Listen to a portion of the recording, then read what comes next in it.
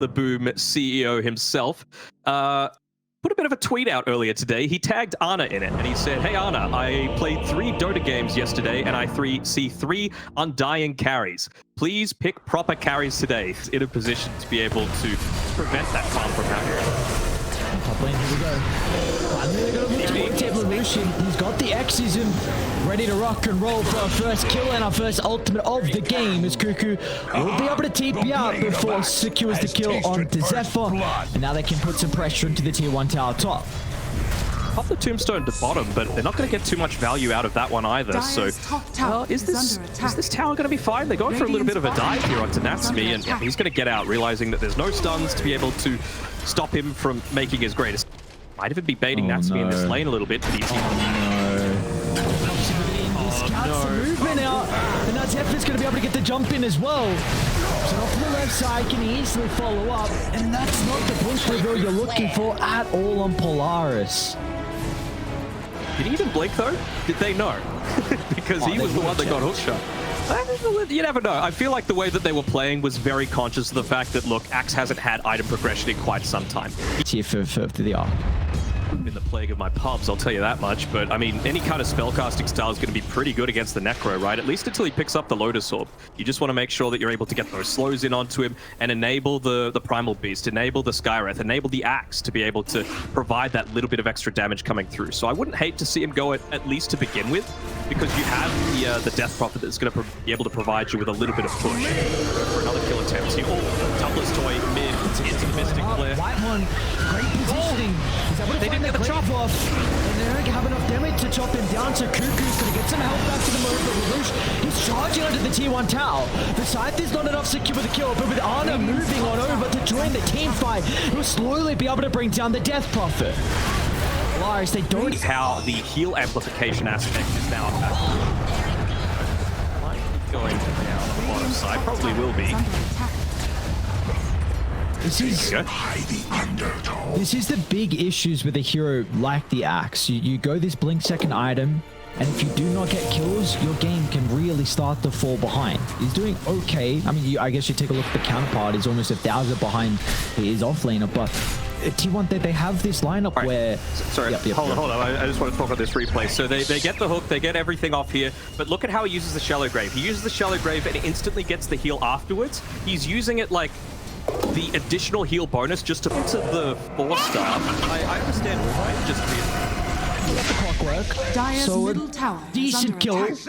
Second kill of the game as well. Keep in mind, you get a little bit of armor off the back of that. They're going to try and TP down to deal with Thompson, but T1's read in regards to the core's positioning have been very solid through this game. Yeah, I mean, the thing is, though, it's going to get to this point where the 4-star is good against the Skywrath, of course, and all of the different lockdown that they've got. I really want to see him get a Holy Locket on Whitemon, just to provide that burst heal, and it's going to get even more impactful once you get that Shallow Grave maxed out.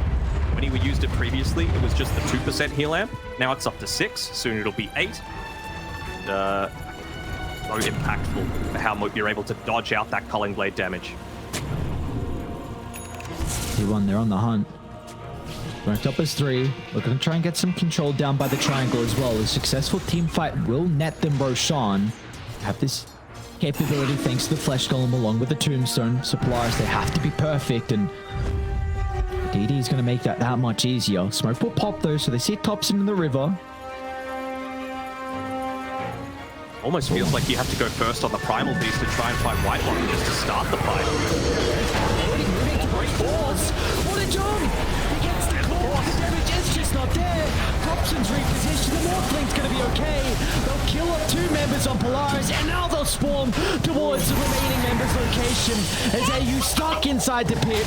Aside to bring him down, and it's all tier 1's ball game now. 3 kills into the Aegis advantage. This is looking really scary for Radiant. It is indeed. That double damage coming in clutch there for Thompson being able to turn.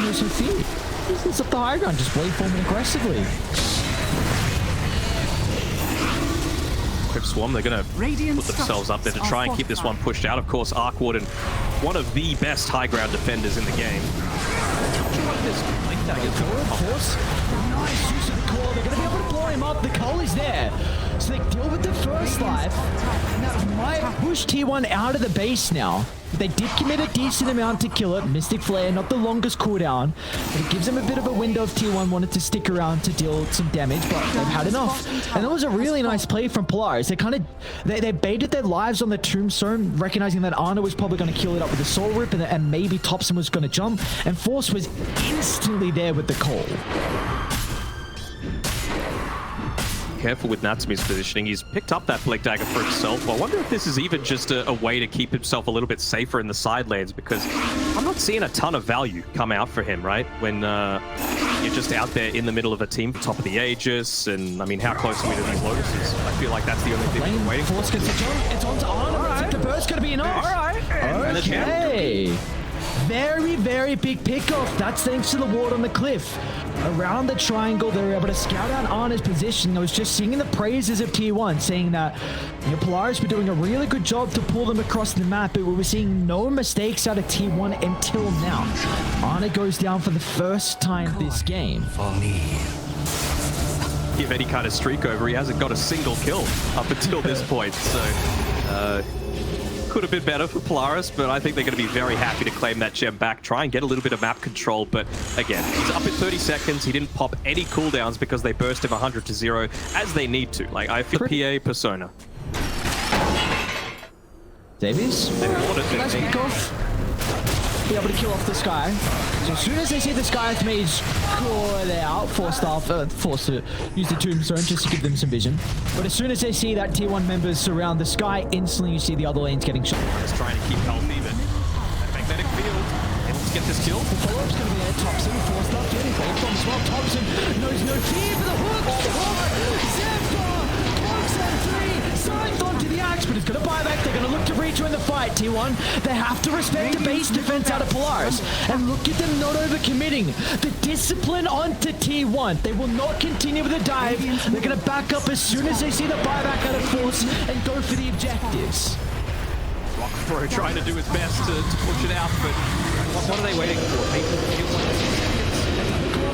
They're going to try and pull up Ana. They're able to do so, but Force, that's a dieback on your axe. That's all the initiation out of Polaris, and now they're in trouble. It's Thompson. He's still got the Aegis. A waveform into the middle, but the pulverize into the turnaround. Thompson, he looks unkillable at the moment. Another grave into the healer.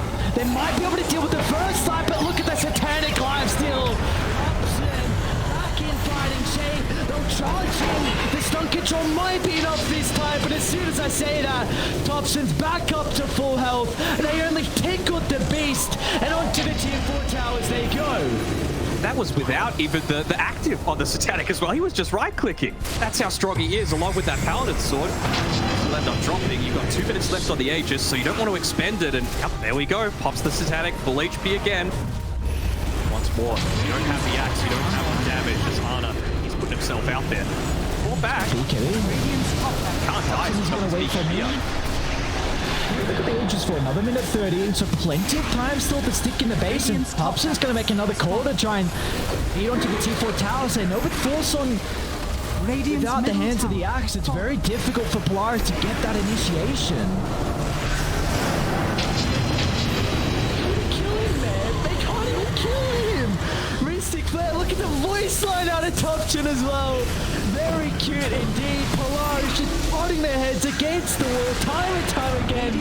But the Morphling takes the tier 4 down. The throne's exposed. No one is going to die in tier 1 on this last assault. Last chance with the axe. Is alive. That's an incredible job. Damage for the core. There's no damage there. T1 sustain is too much for Polaris to handle. What a well-executed game 1 coming out from Dyer. The throne will surely. See, it's going to be an incredible job to stall this one out. It has to be perfect, and it's only onto the Morphling. They haven't even killed off the first life. The amount of times I've said that through this team fight. Oh my lord. Finally. Next up for round 2. Some songs, pulverize. They might have the damage. No way.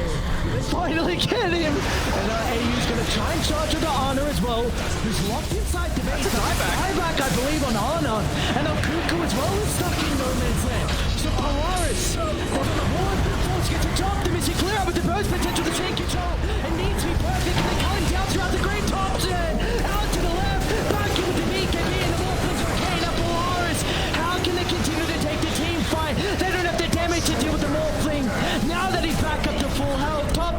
can stand his ground, beat onto Polaris. They've even got Ana nearby too.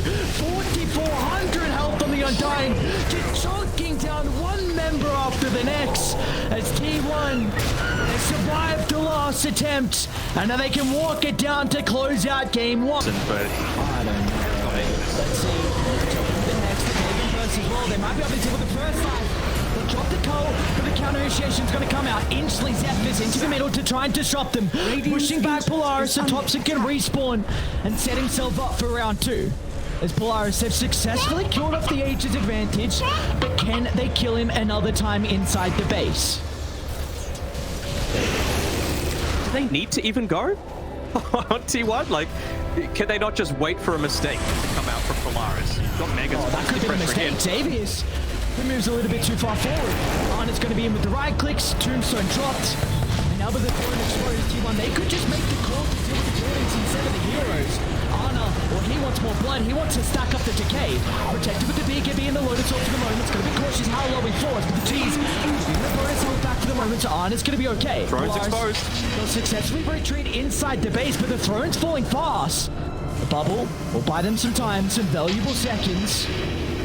Stubble available again. They got 5 with the Octarine. Want to be spamming out these abilities off cooldown if they can get it. They found Thompson. Beautiful force stuff once again out to the right side. Thompson's going to be alright. They've been able to reposition. They need to keep their eyes towards the throne because it's falling low with the creep. Thompson, he can just wave for him in. A bubble once again along with the cliff. Kill off Zephyr, but then Meatball down in the grave.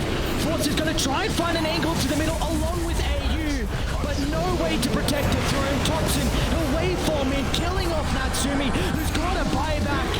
There's way too many creeps inside the base. Not enough. Because under cover of the invis, he does have the lead, so the Sky behind her at the moment. He might be able to get a rebound target to back to safety, but the chain control is perfect from T1 along with the damage. This will open up bottom now. As Cuckoo's also going to be in some trouble. Oh no, they missed a stun though. Will not have the opportunity to be able to take out. The curse can always stop that. Oh my god. Let's see if he goes for the TPR. I think they'll still have the damage to get the kill afterwards. Looks like they will. Cuckoo's not even going to make the attempt. They might lose AU. Braves will buy him some time. But in the end, at least they get the tier 1 tower here for Cuckoo. Indeed. Creating a lot of space out on the map. What I was saying before is you've got the potential of that curse once the Helm of the Overlord's available, so that's just another added benefit of the illusions. And I mean, you could kind of do the same with the Tempest double, but you want to be able to like leave something in the lane, like the Mjolnir active onto one of these creeps from the Tempest double, so that it's a lot easier. I understand. I don't particularly know how he got there. That's a straight Maybe. That might have been a bait from Ana. Putting himself out there. He's kind of low. No, they haven't actually used the Mystic Flare. Maybe thinking they could get the solo kill. Can see a lot of this movement coming out from T1. Whitemon playing down here alongside Ana, so they're not going to commit too many heroes. Are rushing instead. Tries to go for the solo pickoff and jump away. Looks like it won't be effective enough, where he gets caught out with the rambles, but definition of space created, right? Understood. They just given over to Lelouch. Keepies are coming out. They've finally caught the pesky bug that has been a nuisance in their side. AU needs the vision, and they'll find it. They were waiting with the curse, anticipating was going to try and BKB TP out, and they'll stop that in its tracks. And now they can look to put some pressure onto the T2 tower, and more than likely claim all the outer towers. There's only so much time that you can wait. That's the thing, right? Like, he was literally about 1.5, but Polaris even more patient. To catch him out. Thompson, he's going for the rat play. He's trying to kill Xavius here, but Older Grace should be able to save him all as well. They're going to move in. The Bedlam from Zephyr gets the kill, but gonna sacrifice his own life, and it feels like the end. Polaris, the Hapster. Stick around. Jump in, reactions. He gets the whoop. Look at the damage. Oh my lord, this Lena with the MKB completed. Lelouch is just right-clicking him again. Force is on to Thompson. A Hurricane Pipe will get some distance to Polaris. They don't want to dive under the tower. Maybe with a song will buy them some time to reset. Force will have to put the jump out. The blink away from the wife, it meant that it was interrupted. Still able to get away. after a buyback coming. The smoke pops, will just chuck up this song, and Ana is completely surrounded. BKB, a hope and a prayer, but Force with the Abyssal Blade will stop the escape instantly. And he too, they can walk it down. They didn't even begin to attempt to try and save him. It was just, sorry guys, I'm dead. I tried to keep this lane pushed out, delay it for just that little bit further, but it's like T1. It's too much. They're down a core. 6 lives essentially running out of them. They're going to try and blow up the first life without committing too heavily. Look at the jump in from Force, so straight on Thompson's location. They kill the Arc Warden, it's game. Thompson's down, that's a dieback. And now Force is going on for more. What a incredible Marcy performance coming through from the offlaner on Polaris. I've been incredibly impressed with how he's been able to start these fights time and time again for the boys on Radiant. And it looks like we will be getting a game 3 out of this series. Mentioned that he would just need to do a little bit too much to be able to pull it off for them, and I mean, he has delivered in spades. They're going to try for this last defense coming through. Terrorize keeps getting pumped back. They want to try and wait for Ana to be respawning. Maybe now they need to use that Terrorize. Just a little bit of time. Pretty lucky. Damage still though. Curse again. Beautiful curse to close this one out as Polaris